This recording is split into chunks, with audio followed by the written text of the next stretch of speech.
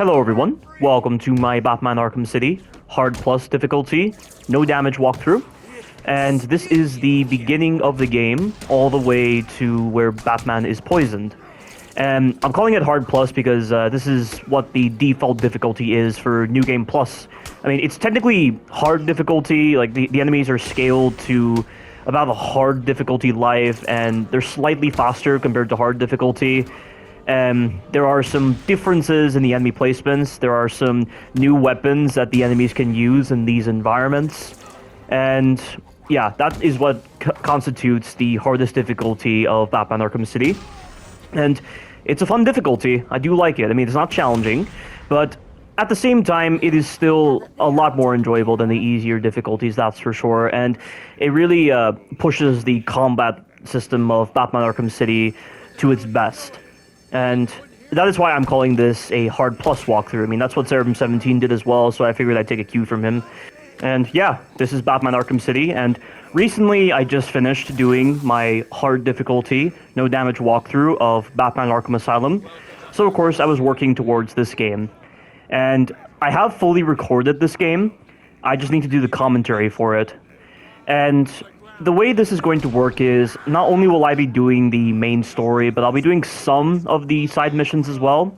And if you're wondering about Riddler, I have done all of the Riddler challenges on the original New Game. So when you go to New Game Plus, all of the Riddler challenges, all of the Riddler trophies and riddles, they've all been completely solved at the beginning of New Game Plus if you actually solve them in the original New Game. So you can just immediately get to Riddler's hostages very quickly, and in a manner that doesn't feel like it breaks the pacing, and it just feels like a little narrative dissonance, because you will not believe how many Riddler trophies and challenges you have to do in order to actually capture Riddler. Like, you have to do 400, and the thing is that there are 440 Riddler-specific challenges in the world of Batman Arkham City, and that just seems a bit excessive. I mean, that's strange, because I thought Batman Arkham Knight had more. Batman Arkham Knight has 243, but this game apparently has more, and I think that's only because of the smaller map style and the addition of just a lot of Riddler trophies just placed so close together, and the Riddler challenges. Of course, that could also be due to the Catwoman Riddler trophies, which I haven't gotten at all because I don't want to waste time with that. I just wanted to get to Riddler very quickly. And yeah, that's how that's going to be. But I will be doing the Riddler side mission. I'll be doing the other side missions. Not all of them, like I said. But yeah, that's just what I felt was the best possible approach to this walkthrough of Batman Arkham City. And Batman Arkham City, it is definitely a very big leap in quality from Batman Arkham Asylum, because there are so many changes that they've made to the combat systems, to the Predator systems, and there's a lot to talk about.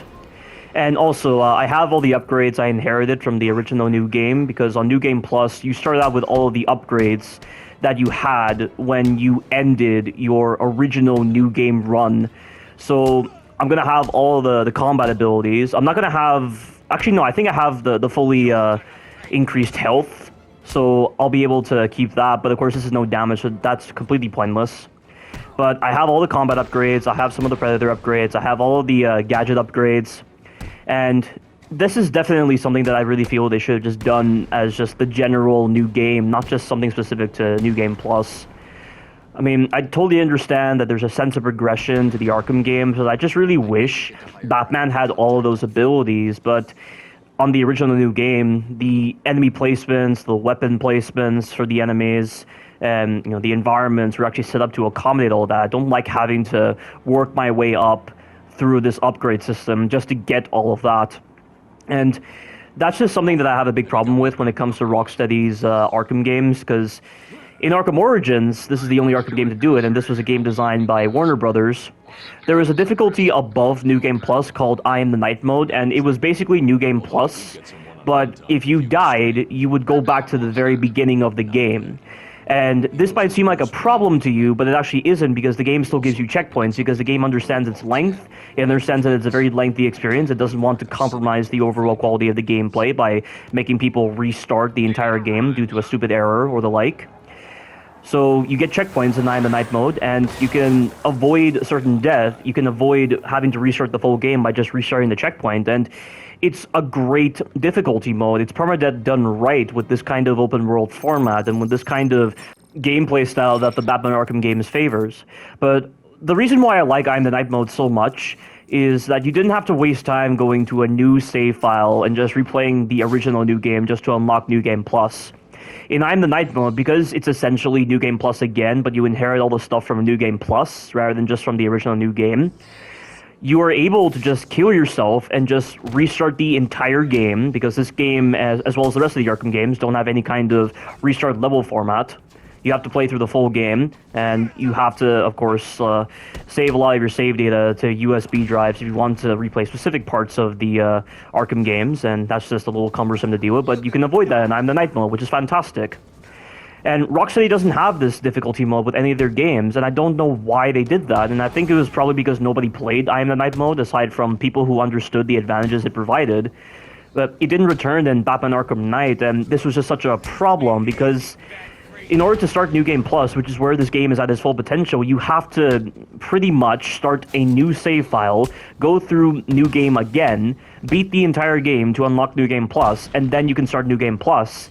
And it's just such a lengthy process. And furthermore, you have to waste time doing all the Riddler challenges, you have to waste time getting all the upgrades again on the original New Game so that you inherit them on New Game Plus. It's not a really good format at all.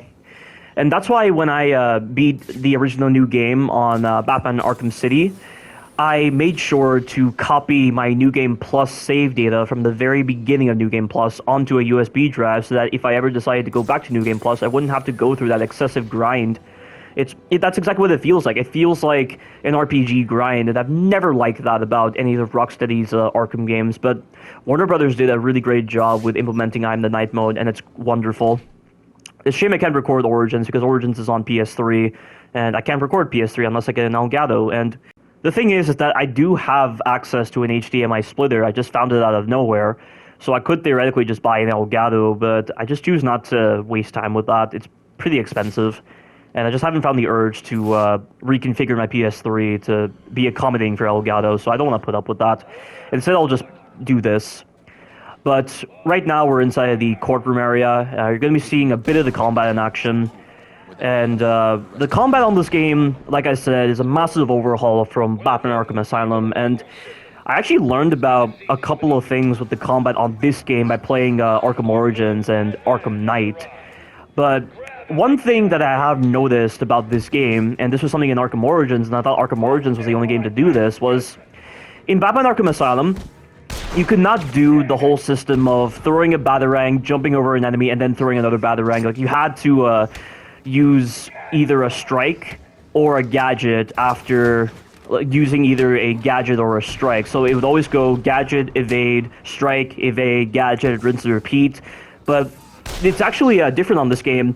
So there's no penalty for actually using a gadget after you use a gadget and then evade over an enemy. So you can keep your combo going, and this is really advantageous. And you're going to be seeing a lot of moments with the combat on this game where I'm just doing nothing but using the quick batarang after I evade over an enemy to keep my combo going and just build up towards the gold combo, which will allow me to do either takedown animations or cash in with free flow combat that will allow me to slow down time and use gadgets or other special abilities.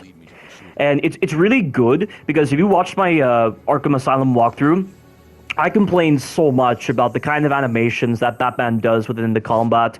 And the thing is that because Batman does a lot of these flashy animations that can be very slow, there are just so many moments where the enemies just frame advantage you. They have faster animations than Batman does most of the time. So even when you press square to initiate a strike animation on an enemy, even if you hit it first, like even if you start your attack first compared to the enemy, because their attacks are a lot faster than Batman, you get hit so much whenever you try to do the normal strike animations with square. And it's just so bullshit, and it's not even your fault. It's the fact that Batman has to do all these random flashy animations. And this is why you don't try to favor like just the way animations look over the actual functionality of the animations within a combat system. Because Batman has a lot of slow animations, and because there's no telling what animation he'll do, because it's all dependent upon a random variable, that governs what kind of animation Batman does. You're at the mercy of whatever Batman chooses to do, and if he does an animation that is completely unfavorable, you're going to get a cheap hit on you.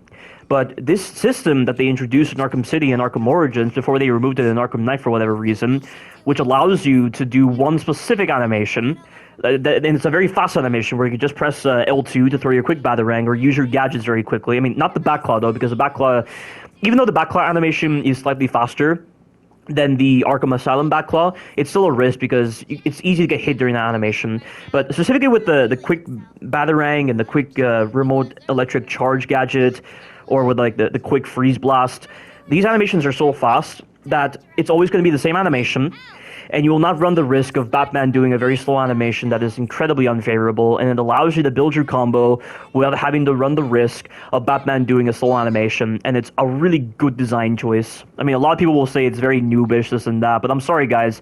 If the game is going to rob me of my combo because of an animation that Batman does that is completely out of my control, I'm going to take advantage of this system and just completely bypass that. There's a level of player agency involved with that. Like, it feels like it favors the realm of player agency when you're using the quick Batarang after an evade, rather than just using like the very slow strike animation that Batman does.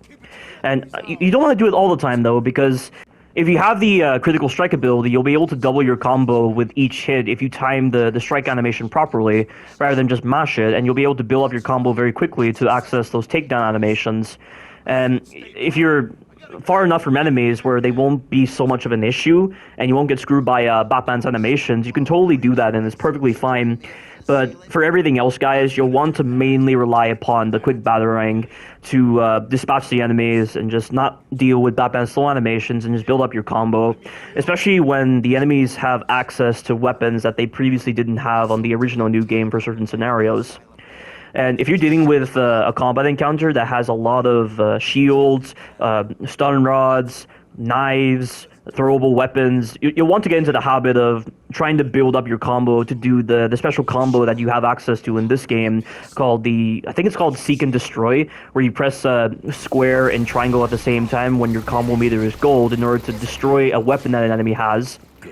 And that's very reliable because what you can do is just keep repeating the quick Batarang, build up your combo to gold, use Search and Destroy, and then just destroy all the weapons so that the enemies will not be able to get this cheap advantage over you, and you won't get screwed by the combat system. Because one thing that's always been an issue in the Arkham games is when Batman prioritizes the wrong guy, even though you're designating him to hit a specific enemy. And because the Arkham games have never really had a proper prioritization system with which kind of enemy Batman chooses to attack, there are just a lot of moments where you'll accidentally hit a guy that you can't damage with the normal strike animation. Like, how many times have you accidentally damaged a guy with a shield? Or how many times have you hit a guy with a stun rod and you just lost your combo because of that? Because Batman decided to prioritize that guy rather than the other normal enemies. It happens all the time in these games.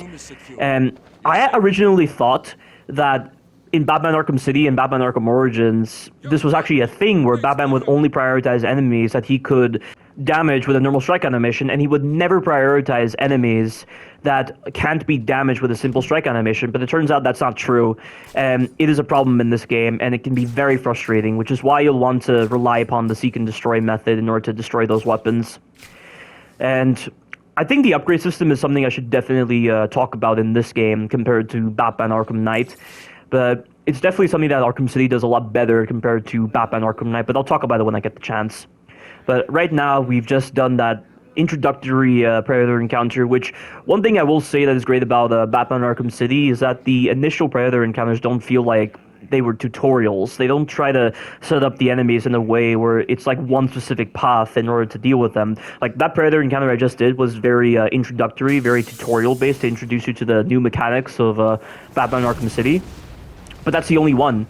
The next couple of Predator encounters afterwards, they don't feel so rigid. They actually have a lot of flexibility to them, and this is something that I really feel like was very hard to get into with the introduction of Batman Arkham Asylum on repeat playthroughs, because the first two Predator encounters are heavily tutorial-based, and they feel like there's just one method to approach them because they want you to favor the new mechanics. They want you to favor the mechanics that they just introduced to you, rather than offering you a lot of flexibility. And this is something I really appreciate about New Game Plus because of the fact that the enemy arrangements are different. It's going to offer a lot more flexibility for the player. It's going to encourage the player to experiment a lot more. And I got some really good Predator encounters in this walkthrough of Batman Arkham City.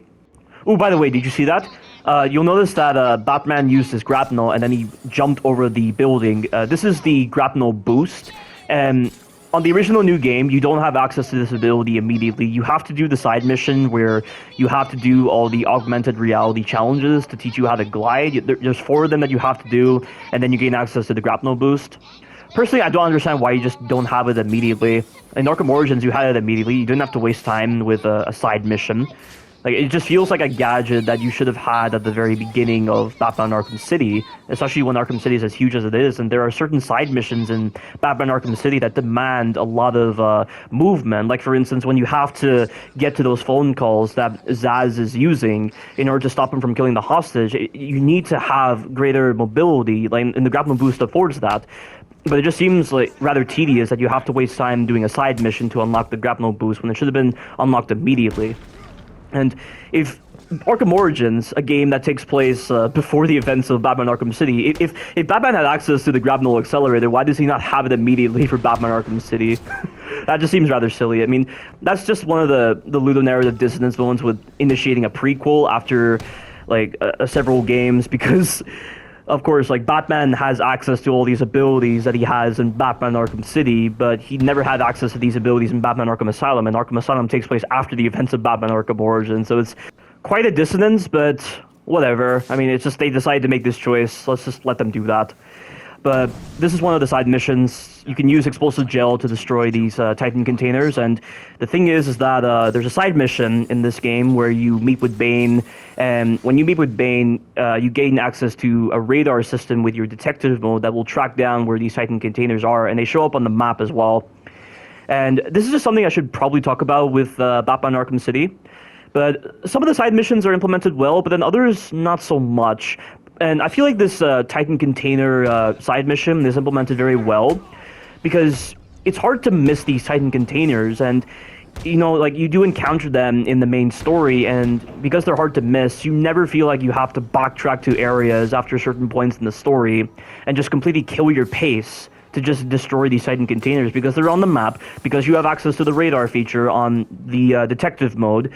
You won't miss these Titan containers, and this is my main problem with the Riddler challenges on this game.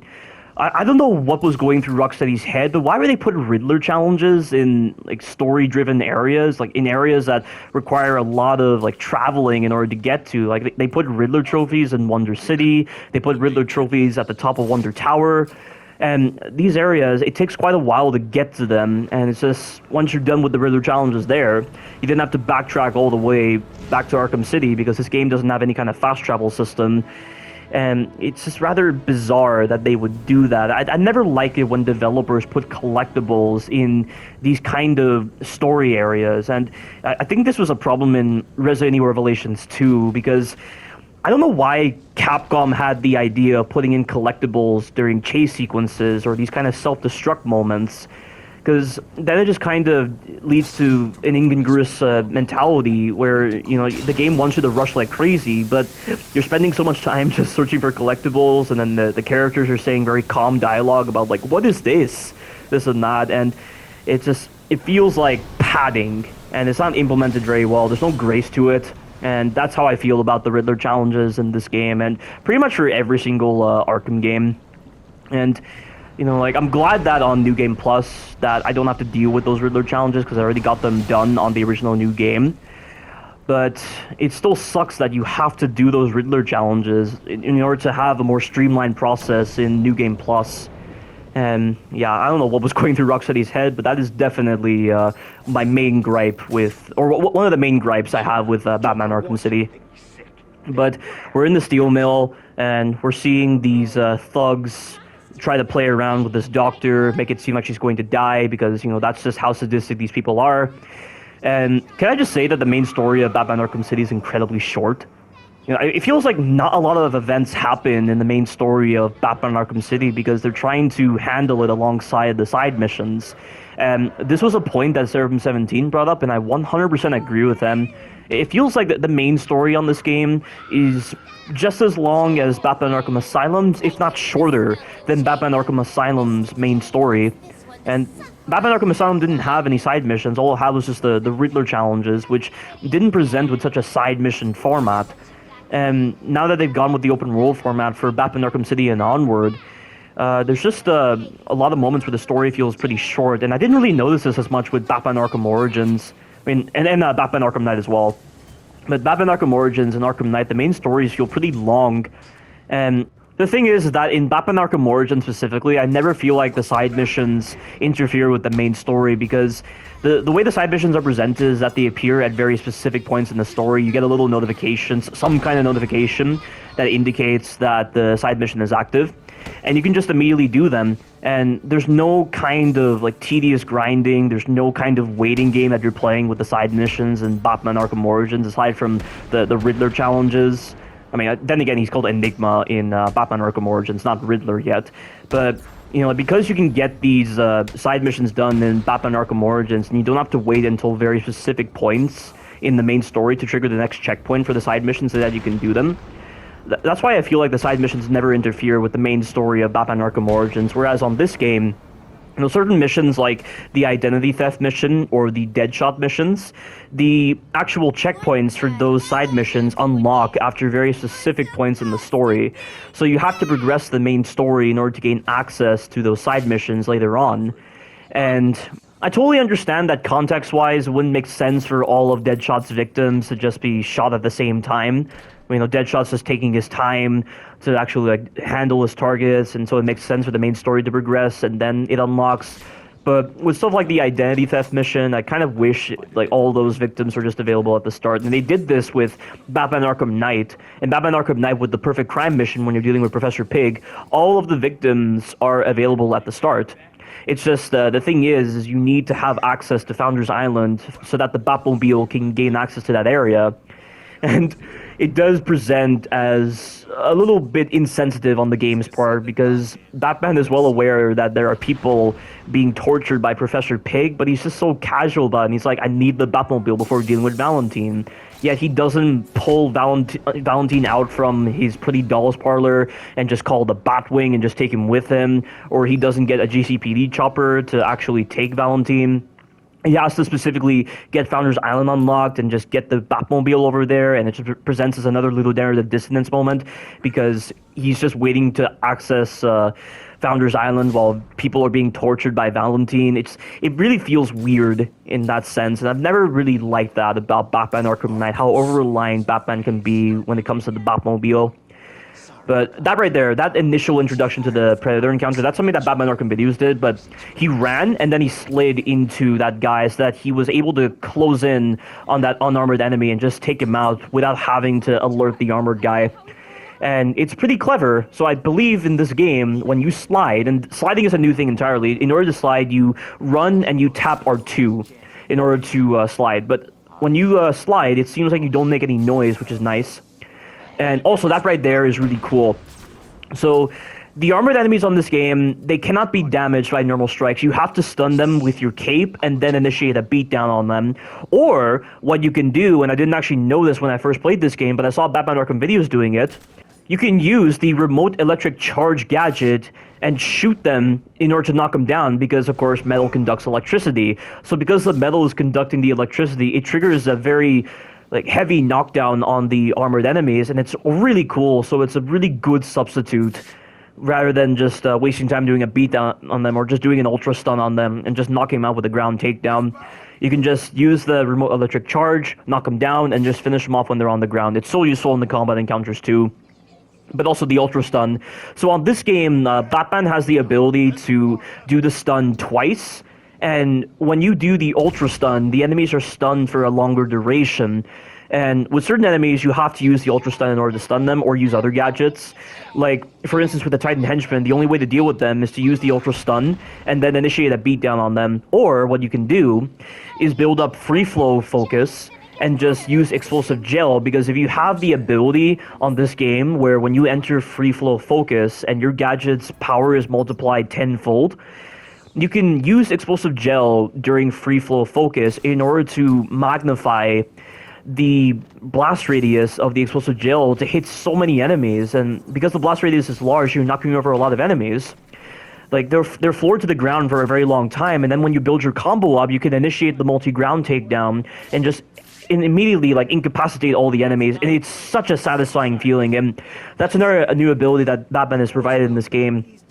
The multi-ground takedown is my favorite takedown animation in the game, because what it does is when you have floored enemies on the ground, like right now the enemies are floored, and your combo is up to the gold area, you can press X and circle at the same time, and Batman will jump into the air, throw all of his batarangs at every single enemy that is floored, and I mean every single enemy, so this can be like 12 enemies floored on the ground, and they will instantly be incapacitated, and it really helps benefit the pacing of this game, and benefits the pacing of the encounters so that you're not dragging out the combat scenarios so much, because Batman can still feel kind of weak, like he does in Batman Arkham Asylum, when he's just punching enemies for so long.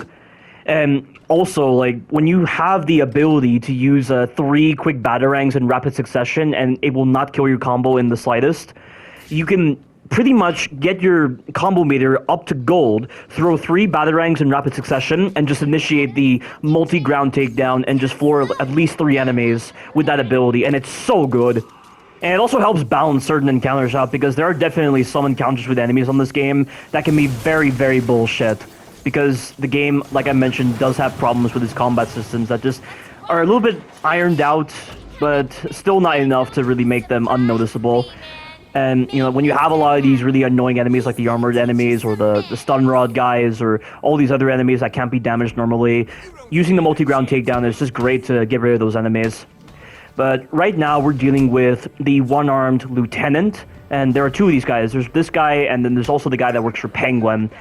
This enemy is my least favorite enemy type in the game, and I know I've heard a lot of praise for these enemies because, you know, you pretty much do a beatdown on them, and you just initiate a combo from them, and it's really, really efficient. But these guys have a gift for just hitting you during animations that the enemies are not supposed to hit you in. This is an anti-free flow enemy. Like, do you see these slow slams that he's doing? Well, the thing is that he can hit you during certain animations that can be very slow if Batman chooses to do the wrong animation. So when you're dealing with one-armed lieutenants and you have other enemies supporting them, never ever initiate a counter against an enemy. If you counter an enemy and Batman does a very slow counter, he will hit you during that animation, because you get no iframes when you counter enemies on this game. I think when you do takedowns on enemies, you're perfectly safe, because I think I have noticed moments where I get iframes during those animations. But overall, this guy is just very annoying, and he takes a beating, and that right there, you see that? I went into free flow focus, used the explosive gel, knocked over those enemies, built my combo up by hitting this guy, and I just used the multi-ground takedown to floor them. Really, really cool. And now we're going to finish this guy off right over here. And once we've done this combat encounter and we get to the cutscene where Batman is poisoned by Joker, that will be the end of this video.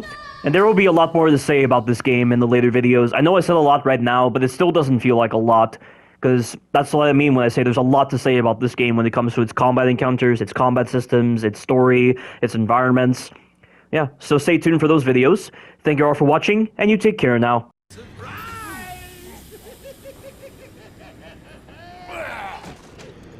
You fell for the old fake Joker gag, Batman.